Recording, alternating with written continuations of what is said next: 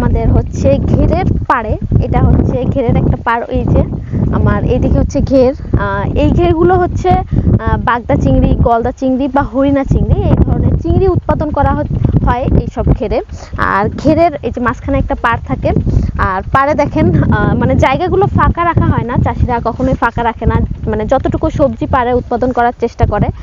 পাশে পেঁপের বাগান একেবারে সারি দিয়ে লাগানো হয়েছে পেঁপে। এরপরে এদিকে আছে হচ্ছে শশা। শশা দেখি আমরা একটু পাই নাকি শশা। এখানে কিন্তু বেশ শশা গাছে বেশ শশা হয়েছে এই যে। তো এরকম দেখা যাচ্ছে যে জায়গা কিন্তু কখনোই ফেলে রাখে না। আর আমাদের ঘেরে আজকে মাছ মারা হচ্ছে, তো এই চিংড়ি মাছ ধরা হচ্ছে আর কি।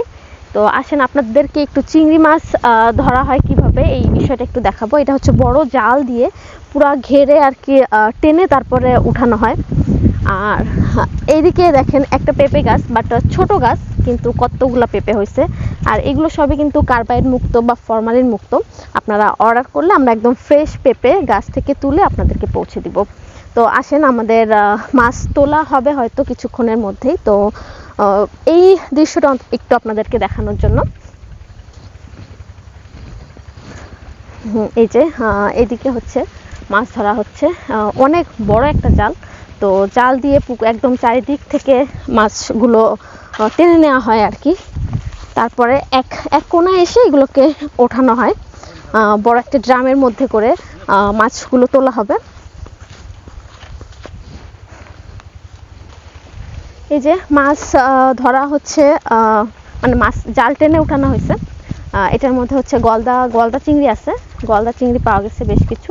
তো আপনারা যখন বাজার থেকে কোনো প্রোডাক্ট কিনতে যাবেন তখন কিন্তু দেখা যাচ্ছে যে 2-3 হাত ঘুরে তারপরে হচ্ছে আপনাদের কাছে এসে পৌঁছায়। এছাড়াও চিংড়ি মাছ কিনতে গেলে কিন্তু আপনাদের আরেকটা প্রবলেমের সম্মুখীন হতে হয়, এটা হচ্ছে যে মাছে জেলি দেওয়া থাকে বা পানি পুশ করা থাকে। কিন্তু আমাদের কাছ থেকে যখন অর্ডার করবেন এরকম একেবারেই সরাসরি মাছ ধরে আপনাদেরকে প্যাকেজিং করে পাঠিয়ে দেওয়া হবে। আজকে অর্ডার করলে আমরা আগামীকালকে আপনাদেরকে প্রোডাক্ট পৌঁছে দিব। তো যারা এরকম ফ্রেশ প্রোডাক্ট নিতে চান তারা কিন্তু বাংলা ফ্রেশ থেকে অর্ডার করতে পারেন। আমাদের কিন্তু জাল টানা শেষ, এরপরে হচ্ছে মাছ উপরে উঠানো হয়েছে। এই যে একটা বড় ড্রামে করে মাছ উঠানো হয়েছে উপরে। তো এর ভিতরে কিন্তু বেশ কিছু মাছ পাওয়া গেছে। এটা মূলত গলদা চিংড়ির ঘের, কিন্তু তারপরে এর মধ্যে হচ্ছে ভেটকি মাছ আছে, ভেটকি বা পাতারি যেটা বলেন। তারপরে হচ্ছে ট্যাংরা মাছ আছে, পার্শে মাছ আছে। আর এই মাছগুলো খুবই হচ্ছে কম পাওয়া যায়। এটা হচ্ছে গলদা চিংড়ি, মানে ডিমালা গলদা। তো যারা এরকম ফ্রেশ চিংড়ি নিতে চান তারা কিন্তু আমাদের কাছ থেকে অর্ডার করতে পারেন।